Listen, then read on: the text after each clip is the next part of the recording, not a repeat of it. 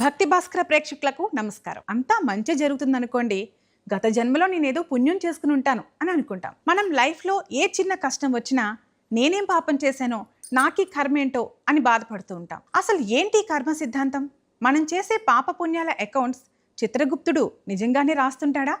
ఇలాంటి విషయాలను తెలిపేందుకు ప్రముఖ ఆధ్యాత్మికవేత్త, శక్తిపీఠం వ్యవస్థాపకులు పూజ్యశ్రీ డాక్టర్ స్వామి శాంతానంద పురోహిత్ గారు ఇప్పుడు మనతో ఉన్నారు. గురువుగారిని అడిగి మరిన్ని విషయాలు ఇప్పుడు తెలుసుకుందాం. నమస్కారం గురువుగారు. శ్రీమాత్రే నమః. గురువుగారు, కర్మ సిద్ధాంతం అంటే చాలామంది అదొక శిక్షలాగా భావిస్తారు. అసలు కర్మ సిద్ధాంతం అంటే ఏంటి? అసలు పాప పుణ్యాల లెక్కలు ఎలా మొదలవుతాయి? మన సనాతన ధర్మంలో మన ధర్మమే కర్మ సిద్ధాంతం అనేటటువంటి పునాది పైన వెలిసినటువంటిది. కర్మ సిద్ధాంతాన్ని సంపూర్ణంగా నమ్మేటటువంటి వాళ్ళనే హిందువులు అని మనం చెప్పడం జరుగుతుంది, సనాతనులు అని చెప్పడం జరుగుతుంది. సనాతన ధర్మంలో ఉన్నటువంటి విషయ విశేషమే ఈ కర్మ సిద్ధాంతం అనేటటువంటిది. అయితే చాలామంది మీరు అన్నట్టుగా కర్మ సిద్ధాంతం పైన వాళ్ళు బెంబేలెత్తిపోతూ ఉంటారు. దానికి కారణం ఏమిటి అంటే స్వయం కృతాపరాధము అని మనం చెబుతూ ఉంటాం. అంటే మనం చేసుకున్నటువంటి తప్పొప్పులే ఆ కర్మ అనేటటువంటిది మళ్ళీ మనకి తిరిగి ప్రసాదించడం అనేటటువంటిది జరుగుతుంది. కర్మ అంటే మనం చేసేటటువంటి పనులే, అవి మంచి పనులైనా కావచ్చు, చెడు పనులైనా కావచ్చు, అది న్యాయమైనా కావచ్చు, అన్యాయమైనా కావచ్చు. మనం చేసేటటువంటి క్రియలు ఏవైతే ఉంటాయో, మనం చేసే పనులు ఏవైతే ఉంటాయో వాటినే మనము కర్మ అని చెప్పడం జరుగుతుంది. మనం ఏ కర్మలను చేస్తామో ఆ కర్మలకు తగినటువంటి ఫలితాన్ని మనం పొందడం జరుగుతుంది. మంచి కర్మ చేస్తే మంచి ఫలితాన్ని పొందుతాం, చెడు కర్మ చేస్తే చెడు ఫలితం అనేటటువంటిది మనం పొందడం జరుగుతుంది. కాబట్టి ఈ కర్మకు భయపడకూడదు అంటే అది మన చేతిలో ఉన్నది. మనము నడుచుకోవాల్సినటువంటి రీతిలో మనము మార్పు తెచ్చుకోవాలా, సన్మార్గంలో వెళ్ళాలా, మంచి వైపే మన ప్రయాణం ఉండాలా, చెడు వైపు మనం ప్రయాణం ఉండకూడదు. అటువంటి సందర్భంలో ఈ కర్మకు భయపడాల్సినటువంటి అవసరమే ఉండదు. అట్లాగే ఏదైతే కర్మ అనేటటువంటిది ఉందో, ఈ కర్మ రెండు రకాలుగా ఇంతకుముందు చెప్పిన రీతిగా మనకు మనస, వాచ, కర్మణ ఈ మూడు రకాలుగా మనము పాపపుణ్యాలు అనేటటువంటివి చేయడం జరుగుతుంది.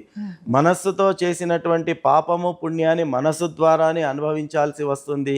శరీరం ద్వారా చేసినటువంటి పాపపుణ్యాలను శరీరం ద్వారానే అనుభవించాల్సి వస్తుంది. లేదా వాచ ద్వారా చేసినటువంటి పాపపుణ్యాలను దాని ద్వారానే మనం అనుభవించాల్సి వస్తుంది. అంటే మనకు సందేహం రావచ్చు, శరీరంతో పాపం ఎట్లా చేస్తాం, పుణ్యం ఎట్లా చేస్తాము అని. అంటే ఈ శరీరం ద్వారా మనం ఏదైతే ఒక మంచి పని చేస్తే అది పుణ్యకర్మగా అభివర్ణించబడుతుంది, దానికి సుఖాన్ని అనుభవిస్తాం. ఈ శరీరంతో చేయకూడని తప్పుడు పనులు కనుక మనం చేసినట్టయితే అది పాపకర్మ కిందికి వస్తుంది. అలాంటి తప్పుడు పనులు చేసినట్టయితే తద్వారా దుఃఖాన్ని మనం అనుభవించాల్సి వస్తుంది. కాబట్టి మనం చేసేటటువంటి కర్మ ఆధారంగానే ఈ సుఖ దుఃఖాలు, పాప పుణ్యములు అనేటటువంటివి లెక్కగట్టబడతాయి. కాబట్టి ఈ లెక్క మన చేతిలోనే ఉన్నది. సుఖాన్ని పొందాలనుకుంటున్నామా, పాపకర్మలకు దూరంగా ఉండాలి. సుఖాన్ని మనము కోరుకుంటున్నామా, పుణ్యకర్మలను ఆచరించాలి. ఇది కనుక మనం గుర్తుపెట్టుకున్నట్టయితే ఈ కర్మ ద్వారా కలిగేటటువంటి చెడు ఫలితాలను దూరం చేసుకొని కేవలం మంచి ఫలితాలనే పొందవచ్చు. ఈ కర్మ ఎడల ఉన్నటువంటి బెరుకును కూడా మనం దూరంగా ఉంచవచ్చు. గురువుగారు, పురాణాలలో 3 కర్మలు ఉంటాయంటారు. ఆ కర్మల మధ్య తేడా ఏంటి? అలాగే ఈ జన్మలో మనం అనుభవించేవి గత జన్మ కర్మలేనా? మనకు కర్మలు అనేటటువంటివి మీరు అన్నట్టుగా 3 రకాలుగా ఉంటాయి. వాటిని మన శాస్త్రంలో తెలియచెప్పారు. ఏంటి ఆ 3 కర్మలు అంటే, మొట్టమొదటిది సంచిత కర్మలు అని చెప్పడం జరుగుతుంది. రెండవది ప్రారబ్ధ కర్మ అని చెప్పడం జరుగుతుంది. మూడవది ఏమో ఆగామి కర్మ అని మనకు చెప్పడం జరుగుతుంది. ఈ రకంగా 3 రకాలుగా కర్మలు అనేటటువంటివి విభజించడం జరిగింది.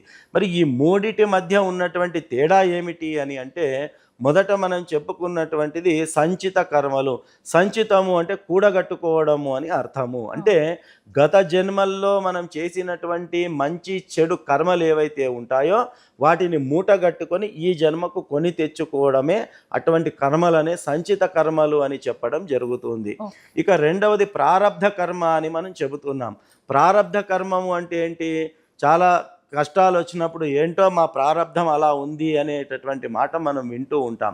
ప్రారంధ కర్మ అంటే ఏంటి అంటే గత జన్మలో కూడగట్టుకున్నటువంటి కర్మలో నుంచి కొన్ని మనము తీసుకొని వాటి యొక్క సుఖ దుఃఖాలు పాపపుణ్యాలను అనుభవించేటటువంటివి ఏవైతే ఉన్నాయో వాటిని మనము ప్రారంధ కర్మలు అని చెప్పడం జరుగుతుంది. అంటే గత జన్మలో ఉన్నటువంటి పాప పుణ్యములు మూటగట్టుకున్నటువంటి సంచితం చేసుకున్నటువంటి వాటిలో కొన్నిటిని ఈ జన్మలో అనుభవించడమే ప్రారబ్ధ కర్మ అని దానికి చెప్పడం జరుగుతుంది. ఇక ఆగామి కర్మ అని మనం చెప్పుకున్నాం. అంటే ఈ జన్మలో చేసినటువంటి కర్మలు ఏవైతే ఉంటాయో వాటి యొక్క ఫలితము సుఖమైన దుఃఖమైన పాపమైన పుణ్యమైన ఈ ఫలితం అనేటటువంటి ఈ జన్మలో చేసినటువంటి కర్మ యొక్క ఫలితము మనం వచ్చే జన్మలో అనుభవించడం జరుగుతుంది. ఈ జన్మలో చేసిన కర్మలు క్యారీ ఫార్వర్డ్ అవుతాయి వచ్చే జన్మకు. దానినే అటువంటి కర్మలనే మనం ఆగామి కర్మలుగా మనం చెప్పుకోవడం జరుగుతుంది.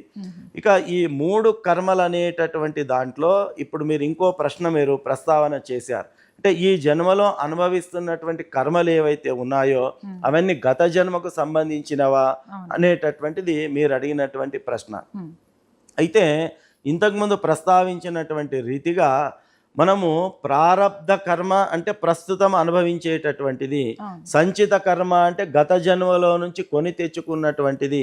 కాబట్టి ఇప్పుడు మనం అనుభవించేటటువంటి సుఖ దుఃఖాలైనా మంచి చెడులైనా దేనిపైన ఆధారపడి ఉంటాయి అంటే గత జన్మలో చేసినటువంటి మంచి చెడు కర్మలను ఆధారంగా చేసుకొని కూడా ఈ జన్మలో మనం అటువంటి ఫలితాలను పొందేటటువంటి అవకాశం ఉంటుంది. రెండవది, మరి ఈ జన్మలో ఎలాగున్నా నడిచిపోతుందా? ఈ జన్మలో చేసిన మంచి చెడుల ప్రభావం చూపవా?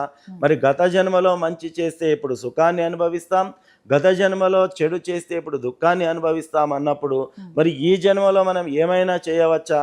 ఎలాగైనా వ్యవహారం చేయవచ్చా?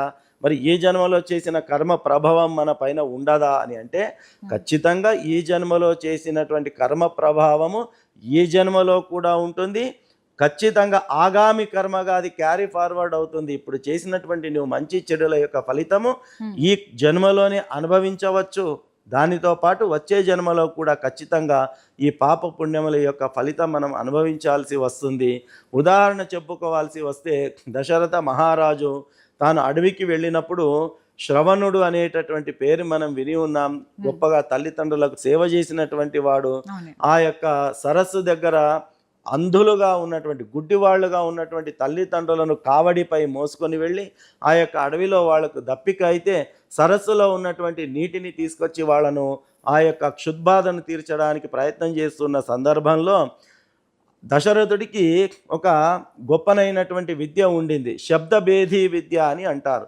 శబ్దభేది అంటే శబ్దము చెవితో విని ఎక్కడైతే శబ్దం వస్తుందో అక్కడికి చూడకుండానే బాణం వదిలి ఆ లక్ష్యాన్ని ఛేదించడం అనేటటువంటిది శబ్దవేది విద్య అని అంటారు.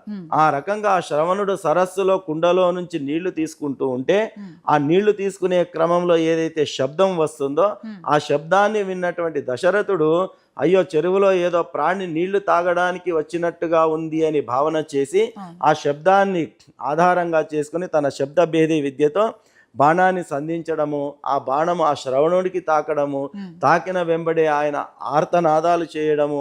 అప్పుడు దశరథుడు అయ్యో నేను ఏదో ప్రాణి అనుకొని నా యొక్క శబ్దభేది విద్యను సంధించాను, నేను ఈ బాణాన్ని సంధించాను, ఈ శబ్దాలు చూస్తుంటే ఏదో మనిషి శబ్దాలుగా ఉన్నాయని దగ్గరికి వెళ్ళి చూసినట్టయితే అక్కడ ఆ శ్రవణుడు రక్తపు మడుగుల్లో కొట్టుమిట్టాడుతూ ఉంటాడు. అప్పుడు సరే నా ప్రారబ్ధ కర్మ ఉంది, ఇలా అయింది, నా తల్లిదండ్రులు ఈ యొక్క దప్పిక బాధతో అలమటిస్తున్నారు, ఈ నీళ్లు తీసుకెళ్ళి ఇవ్వండి అంటే దశరథుడు వెళ్ళి ఆ శ్రవణుడి యొక్క తల్లిదండ్రులకు నీళ్లు ఇవ్వడము, వాళ్ళు ఆ శబ్దం యొక్క సవ్వడితో గుర్తించి నీవు నా కుమారుడవు కాదు, ఎవరు నీవు అని చెప్పి ఆ వృద్ధ దంపతులు ప్రశ్నించడము, జరిగిన వృత్తాంతాన్ని దశరథుడు చెప్పడము. అలా తన కొడుకును దశరథుడు తమ నుండి దూరం చేసినందులకు గాను నీవు కూడా నీ కుమారుడు దూరమయ్యి ఈ బాధతో నీవు ప్రాణము వదులుదువుగాక అని చెప్పి వాడు దశరథుని శపించడము. అందులో భాగంగానే రామ లక్ష్మణులు వనవాసానికి వెళతారో వనవాసానికి వెళ్ళినప్పుడు ఆ యొక్క రాముడు అత్యంత తాను ప్రేమించేటటువంటి తన పుత్రుడు వనవాసానికి వెళ్ళడం చేత కొడుకు తన నుంచి దూరమయ్యాడనేటటువంటి బాధనతో దశరథుడు తన శరీరాన్ని వదిలిపెట్టడం జరుగుతుంది. ఆ జన్మలో చేసుకున్న కర్మ ద్వారానే ఆయన అదే జన్మలోనే ఆ యొక్క చేసిన కర్మ యొక్క ఫలితాన్ని అనుభవించి తన ప్రాణాన్ని త్యాగం చేయడం జరుగుతుంది. ఆ రకంగా సమస్య తీవ్రతను బట్టి కొన్నిసార్లు ఈ జన్మలో చేసినటువంటి కర్మను ఇదే జన్మలో మనం అనుభవించాల్సి వస్తుంది. ఈ జన్మలో చేసిన కర్మలు వచ్చే జన్మకు కూడా కూడగట్టుకునేది ఉంటుంది. కాబట్టి కర్మ చేసేటప్పుడు మనము చాలా జాగ్రత్తగా ఉండాలా. కర్మ ఎవరిని వదలదు. ఎందుకు అంటే ఒక 1000 గోవులు ఉన్నటువంటి మందలో ఒక ఆవు దూడను మనం వదిలిపెట్టామనుకోండి, ఆ ఆవు దూడ ఆ 1000 గోవుల మందలో కూడా తన తల్లి ఎక్కడ ఉందో పసిగట్టి వెతుక్కొని తన తల్లి దగ్గరికే వెళుతుంది. ఆ 1000 గోవులున్న మందలో కూడా ఆ ఒక గోవత్స, ఆ ఆవు దూడ. అట్లాగే మనం చేసినటువంటి కర్మలు అనేవి 8 జన్మలు దాటినా, ఎన్ని శరీరాలను ధరించినప్పటికీ కూడా మన ఆ యొక్క పాపము పుణ్యం చేసిన శరీరం ఎక్కడ ఉందో ఆ కర్మ ఎలాగైతే 1000 గోవుల మధ్యలో తన తల్లిని వెతుక్కొని ఆవు దూడ తన తల్లి దగ్గరికే ఎలాగ వెళుతుందో, మనం చేసిన కర్మలు కూడా మనల్ని వెతుక్కొని మన దగ్గరికి వచ్చి ఆ కర్మ ఫలితాన్ని అనుభవించేలా మనకు చేస్తాయి. కాబట్టి మనం కర్మ చేసేటప్పుడు జాగ్రత్తగా ఉండాలా. కాబట్టి వీలైనంత సత్కర్మలను ఆచరించాలా, దుష్కర్మలకు దూరంగా ఉండాలా. అలాంటి సందర్భంలో మనము సుఖాలు పొందే అవకాశం ఉంటుంది. దుష్కర్మలు చేశామా దానికి సంబంధించినటువంటి పాప ఫలితాన్ని ఏ మనిషి అయినప్పటికీ కూడా ఈ జన్మలో అనుభవించాల్సిందే, వచ్చే జన్మలో కూడా అనుభవించాల్సిందే. ఇది ఎవరికి తప్పదు. గురువుగారు, సమాజంలో చాలామంది ఇతరులను మోసం చేస్తూ విలాసంగా సుఖంగా బ్రతుకుతుంటారు. కానీ అందరికీ మంచి చేస్తూ దేవుణ్ణి నమ్మేవాళ్ళు కష్టాలు పడుతుంటారు. మరి ఈ లెక్కను చూస్తే పాప పుణ్యాల లెక్కలు కరెక్ట్గానే జరుగుతున్నాయని సామాన్యుడికి అనుమానం రావడం సహజమే కదా. మరి దీనికి కారణం ఏంటంటారు? ఇప్పుడు వచ్చే అనుమానం ఏమిటి అంటే, ఫలానా వ్యక్తి అన్యాయం చేస్తున్నాడు, అక్రమాలు చేస్తున్నాడు, ఎన్నో రకాలైనటువంటి ఇబ్బందులు ఇతరులకు ఇబ్బంది పెడుతున్నాడు, మోసం చేస్తున్నాడు, అయినా కూడా వాడు చాలా హాయిగా ఉన్నాడు. వానికి కారు ఉన్నాయి, బంగ్లాలు ఉన్నాయి, మంచి వ్యాపారం ఉంది, బ్యాంక్ బ్యాలెన్స్ ఉన్నాయి, మంచి ఆస్తులు ఉన్నాయి, ఎంతో సుఖంగా సౌఖ్యంగా విలాసవంతమైనటువంటి జీవితాన్ని గడుపుతూ ఉన్నాడు. మరి పాపం చేసేవాడు, ఇతరులను మోసం చేసేవాడు, అన్యాయం చేసేవాడు అంత హాయిగా బతుకుతున్నాడు.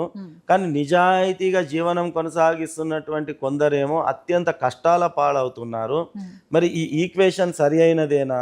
ఇది కరెక్టేనా? మరి అట్లా ఉన్నప్పుడు పాప పుణ్యాల లెక్క ఎట్లా కరెక్ట్గా జరుగుతున్నట్టు అనేటటువంటిది ఇక్కడ ఉన్నటువంటి సంశయం. కానీ మనం తెలుసుకోవాల్సినటువంటి విషయం ఏమిటి అంటే, మనము పొందేటటువంటి సుఖమైన దుఃఖమైన దేని ఆధారంగా అవి వస్తున్నాయి అంటే మనం చేసుకున్నటువంటి కర్మల ఆధారంగా మనకు వస్తున్నాయి. ఇంతకుముందు మనం ప్రస్తావన చేసుకున్న రీతిగా సంచిత కర్మలు అని మనం చెప్పుకోవడం జరిగింది. అంటే గత జన్మలో చేసినటువంటి కర్మలు ఏవైతే ఉన్నాయో వాటికి అనుగుణంగా ఈ జన్మలో మనము సుఖ దుఃఖాలను అనుభవిస్తాము అనేది దాని అర్థము. అయితే ఎవడైతే ఇప్పుడు అన్యాయము అక్రమము ఇప్పుడు చేస్తున్నాడు కానీ వాడు సుఖంగా ఉన్నాడు అని అంటే, వాడు గత జన్మలో పుణ్యకర్మలు చేసి ఉన్నాడు కాబట్టి గత జన్మలో వాడు చేసినటువంటి పుణ్యకర్మల యొక్క ఫలితంగా ఈ జన్మలో వాడు సుఖాన్ని అనుభవిస్తున్నాడు. మరి గత జన్మలో చేసిన కర్మల యొక్క ఫలితము ఉండాల్సిందే కదా. మరి గత జన్మలో వాడు మంచి చేశాడు కాబట్టి, వాడు సత్కర్మలు చేశాడు కాబట్టి, పుణ్యకర్మలను ఆచరించాడు కాబట్టి, నలుగురికి సహాయం చేశాడు కాబట్టి, నిజాయితీగా బతికాడు కాబట్టి, దేవతారాధన చేసుకున్నాడు కాబట్టి, పెద్దల సేవ చేసుకున్నాడు కాబట్టి, సమాజ సేవ చేసుకున్నాడు కాబట్టి, బడుగు బలహీన వర్గాలకు ఆశ్రయం ఇచ్చాడు కాబట్టి, గత జన్మలో చేసినటువంటి ఇవన్నీ పుణ్యకర్మలు ఏవైతే ఉన్నాయో ఆ పుణ్యకర్మల ద్వారా ఎలాంటి ఫలితాలు వస్తాయి? మంచి ఫలితాలే కదా వచ్చేటటువంటిది. కాబట్టి వాడు గత జన్మలో మంచి చేశాడు కాబట్టి ఈ జన్మలో ఆ మంచి ఫలితాలను ఇప్పుడు అనుభవిస్తూ ఉన్నాడు వాడు. కానీ ఇప్పుడు చేస్తున్నటువంటి అన్యాయము అక్రమము పాపము ఇవన్నీ ఏవైతే ఉన్నాయో ఇవి ఆగామి కర్మలుగా అవి పరిగణింపబడతాయి. కాబట్టి ఇంతకుముందు మనము ప్రస్తావించిన రీతిగా దశరథుడు ఏ రకంగానైతే ఇదే జన్మలో తాను చేసిన కర్మ యొక్క ఫలితాన్ని అనుభవించి తాను శరీరాన్ని వదలవలసి వచ్చిందో, అవును. అట్లాగే ఈ జన్మలో వాడు గత జన్మలో చేసిన పుణ్యం వల్ల ఇప్పుడు విలాసవంతంగా ఉంటున్నాడు. కానీ ఈ జన్మలో చేస్తున్నటువంటి చెడు పనులు, దుష్కర్మలు ఏవైతే ఉన్నాయో, పాపపు క్రియలు ఏవైతే ఉన్నాయో, వాటి ఫలితము కూడా ఫలితం తీవ్రతను బట్టి, కర్మ తీవ్రతను బట్టి ఈ జన్మలోనే కొన్నిసార్లు తాను చేసి ఆ తప్పుడు పనులకు ఫలితం అనుభవించే పరిస్థితి వస్తుంది. లేకపోయినప్పటికీ కూడా అది ఆగామి కర్మగా క్యారీ ఫార్వర్డ్ అవుతుంది. వచ్చే జన్మలో వాడు ఇప్పుడు చేసినటువంటి ఈ పాప కర్మలకు 100కు 100% కష్ట నష్టాలు దుఃఖాలు అనుభవించి తీరాల్సిందే. అలాగే ఈ జన్మలో మంచి చేస్తూ ఉన్నారు కానీ కష్టాలు పడుతూ ఉన్నారు అంటే వైస్ వర్సా సేమ్. ఈ జన్మలో వీళ్ళు మంచి చేస్తూ ఉన్నారు కానీ గత జన్మలో పాపపు కర్మలు చేసి ఉండవచ్చు కదా. అవునండి. కాబట్టి ఈ జన్మలో మంచి చేస్తూ కష్టాలు పడుతున్నటువంటి వ్యక్తి ఈ జన్మలో మంచి చేస్తూ ఉన్నాడు, అందులో సంశయం లేదు. కానీ ఈ వ్యక్తి గత జన్మలో పాపం చేసి ఉండవచ్చు కదా, అవును. చెడు కర్మలను ఆచరించి ఉండవచ్చు కదా, దుష్కర్మలను ఆచరించి ఉండవచ్చు కదా. మరి ఆ ఫలితం ఎక్కడికి వెళ్ళాలా? అనుభవించాల్సిందే కదా. అవును. కాబట్టి గత జన్మలో తాను చేసినటువంటి ఆ చెడు కర్మల యొక్క ఫలితమే ఈ జన్మలో దుఃఖాలు కష్టాలు అవస్థలు ఆయన అనుభవిస్తూ ఉన్నాడు. కాబట్టి కానీ ఈ జన్మలో చేసినటువంటి మంచి ఏదైతే ఉందో అది ఆగామి కర్మగా అది క్యారీ ఫార్వర్డ్ అవుతుంది. ఆ వచ్చే జన్మలో దానికి సంబంధించిన సుఖాలను విలాసవంతమైన జీవితాలను అనుభవించే అవకాశం ఉంటుంది. కానీ ఈ జన్మలో కూడా ఇంతకుముందు చెప్పినట్టుగా ఈ జన్మ కర్మలు ఈ జన్మలో కూడా అనుభవించే అవకాశం ఉంటుంది అని చెప్పిన రీతిగా ఆ కష్టాలు పడుతున్నటువంటి వ్యక్తి మంచి మార్గంలో నడుస్తూ ఉన్నాడు కాబట్టి దాని ఫలితం ఈ జన్మలో కూడా సుఖ దుఃఖాలను సమంగా అనుభవించే అవకాశము ఆయనకు కూడా ఉంటుంది.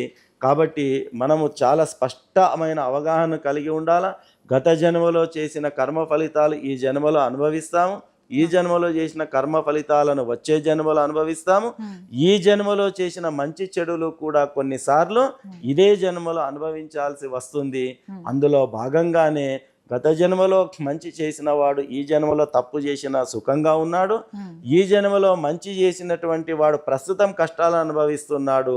కారణం ఏమిటి అంటే గత జన్మలో వాడు దుష్కర్మలను ఆచరించి ఉంటాడు. కాబట్టి పాప పుణ్యాల లెక్కలు అనేటటువంటి వీటిలో ఎప్పుడు తేడా వచ్చే అవకాశమే లేదు. ఖచ్చితంగా ఈ యొక్క సంచిత కర్మలు ప్రారబ్ధ కర్మలు ఆగామి కర్మల ఆధారంగానే వ్యక్తి యొక్క జీవనంలో సుఖ దుఃఖాలు అనేటటువంటివి వస్తాయి. ఇందులో ఏమాత్రం సంశయం పడాల్సిన అవసరం లేదు. గురువుగారు, తెలిసి చేసినా తెలియక చేసినా కొన్ని తప్పులు జరిగిపోతుంటాయి. మరి ఆ పాపకర్మల తీవ్రత తగ్గించుకోవటానికి మన శాస్త్రాల్లో ఎలాంటి పరిహారాలు ఉన్నాయి? అలాగే పూజలు దాన ధర్మాలు చేస్తే నిజంగానే పాపాలు తొలగిపోతాయా? ఇక్కడ మనం గమనించాల్సినటువంటి విషయం ఏమిటి అంటే, ఉదాహరణకు నిప్పు ఉందనుకోండి, ఆ నిప్పును మనం తెలిసి తాకినా తెలియకుండా తాకినా ఆ నిప్పు వల్ల కలిగేటటువంటి బాధ మనకు రానే వస్తుంది. అట్లాగే మనం చేసే కర్మలు కూడా తెలిసి చేసినా తెలియక చేసినా ఆ కర్మల ద్వారా జనించేటటువంటి పాప ఫలితం ఏదైతే ఉంటుందో, కష్ట నష్టాలు ఏవైతే ఉంటాయో అవి మనము అనుభవించ తీరాల్సిందే. కాబట్టి మనకు శాస్త్రం చెబుతుంది అవశ్యమేవ భోక్తవ్యం కృతకర్మ శుభాశుభ అని మనకు శాస్త్రం చెబుతుంది. అవశ్యమేవ భోక్తవ్యం అంటే అనుభవించడము, అవశ్యంగా అనుభవించాల్సిందే. కృతకర్మ శుభాశుభ, నీవు శుభకర్మం చేసినా అశుభ కర్మాలు చేసినా నీవు చేసినటువంటిది ఖచ్చితంగా నువ్వు అనుభవించి తీరాల్సిందే. దాని నుంచి నువ్వు విముక్తి పొందే అవకాశం అనేటటువంటిది లేదు. మరి పూజ యజ్ఞ దాన ధర్మ తపలు చేయడం వల్ల, తీర్థయాత్రలకు వెళ్ళడం వల్ల, లేదా ఈ పుష్కరాల వంటి సందర్భాల్లో వెళ్ళి నదిలో మునగడం వల్ల, లేదా గంగాలో వెళ్ళి మునగడం వల్ల ఇంత మాత్రం చేత మరి పాపం కడిగిపోతుందా? మనం చేసిన పాపాలన్నీ కడిగిపోతాయా? ఇక చేసిన పాపం యొక్క తీవ్రతలు ఏవైతే ఉంటాయో అది ఇక అనుభవించాల్సిన అవసరం లేదా అంటే, ఖచ్చితంగా చేసినటువంటి పాపము దాని ఫలితం అనుభవించి తీరాల్సిందే.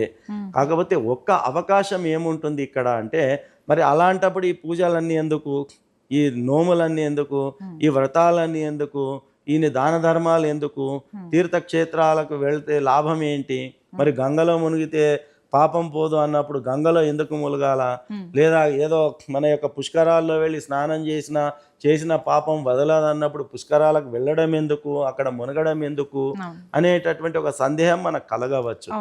అయితే దీనికి మనం తెలుసుకోవాల్సినటువంటి విషయం ఏమిటి అంటే, సమస్య తీవ్రతను తగ్గించుకునే అవకాశము మనకు వీటి ద్వారా మనకు లభిస్తుంది. అర్థం కావడానికి మీకు చెప్పాలి అంటే, ఒక ఉదాహరణగా చెప్పాలి అంటే, జోరుగా వర్షం కురుస్తుంది అనుకోండి, మనం వర్షాన్ని ఆపలేం.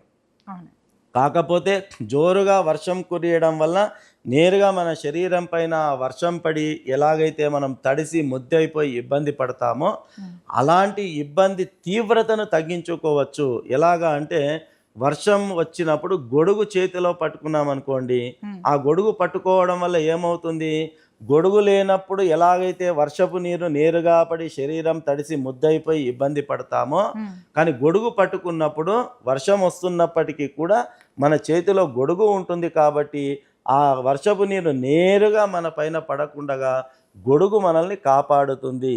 అట్లాగని వర్షపు నీళ్లు మనపై పడకుండా ఉంటాయా, ఆ గొడుగుపై పడి అక్కడ కొంత ఇక్కడ కొంత వర్షపు నీరు మనకు చిట్లే అవకాశం ఉంటుంది, తడిసే అవకాశం ఉంటుంది. కాబట్టి ఇక్కడ మనం గమనించాల్సింది, వర్షాన్ని ఆపే శక్తి మనకు లేదు, కానీ ఆ వర్షం వచ్చినప్పుడు చేతిలో గొడుగు పట్టుకొని ఆ తీవ్రతను ఎలాగైతే తగ్గించగలమో అట్లాగే మనం చేసేటటువంటి పూజలు కానీ, యజ్ఞాలు కానీ, యాగాలు కానీ, తపస్సులు కానీ, దాన ధర్మాలు కానీ, తీర్థక్షేత్ర దర్శనాలు కానీ, గంగానది స్నానం కానీ, పుష్కరాల స్నానం కానీ, ఇవన్నీ కూడా పాప తీవ్రతను తగ్గిస్తాయి. ఉదాహరణకు మనం యాక్సిడెంట్ అయిపోయి 2 కాళ్ళు విరగాల్సింది అని ఉందనుకోండి, మనం చేసిన పాపం ఫలితం అనేది, ఈ ఫలానా వ్యక్తి పాపం చేశాడు కాబట్టి దీని ఫలితం వీడి 2 కాళ్ళు విరిగిపోతాయి యాక్సిడెంట్లో అనేది పాపకర్మ ఆధారంగా లిఖించబడి ఉందనుకోండి, మనం చేసే యజ్ఞ దాన ధర్మాల వల్ల ఏమవుతుంది అంటే, ఆ 2 కాళ్ళు విరిగిపోకుండా ఆ కాళ్లకు దెబ్బ తాకడము, లేదా 1 నెలనో 2 నెలలో నడవకుండా కొంత ఇబ్బంది పడడము, ఆ రకంగా తీవ్రతను తగ్గించుకునేటటువంటి అవకాశం అనేటటువంటిది మనకు ఉంటుంది. లేదా మనం చేసినటువంటి పాప కర్మ ఆధారంగా వ్యాపారంలో 1 కోటి రూపాయలు నష్టపోయే పరిస్థితి ఉందనుకోండి, మనం చేసే యజ్ఞ యాగ ధర్మాల వల్ల మనకేమవుతుంది, 1 కోటి రూపాయలు కాకుండా ఏదో 10 లక్షలు నష్టపోయేటటువంటి ఆ రకంగా తీవ్రతను మనం తగ్గించుకునే అవకాశం ఉంటుంది. కానీ సమస్యను పూర్తిగా నివారించే అవకాశం లేదు, సమస్య తీవ్రతను మాత్రం వీటి వల్ల తగ్గించుకునే అవకాశం ఉంటుంది. చాలా చక్కగా అద్భుతంగా వివరించారు గురువుగారు, ధన్యవాదాలు. శ్రీమాత్రే నమః. తోటి వారికి సహాయం చేయకపోయినా పర్లేదు కానీ కీడు చేయకుండా బ్రతుకుదాం, ఇదే కర్మ సిద్ధాంతం పరమార్థం. ఈ కార్యక్రమం నచ్చినట్లయితే లైక్ చేయండి, మీ బంధువులకు స్నేహితులకు షేర్ చేయండి. ఇలాంటి ఆధ్యాత్మిక విషయాలను తెలుసుకునేందుకు మా ఛానల్ని సబ్స్క్రైబ్ చేసుకోండి. సర్వే జన సుఖినో భవంతు.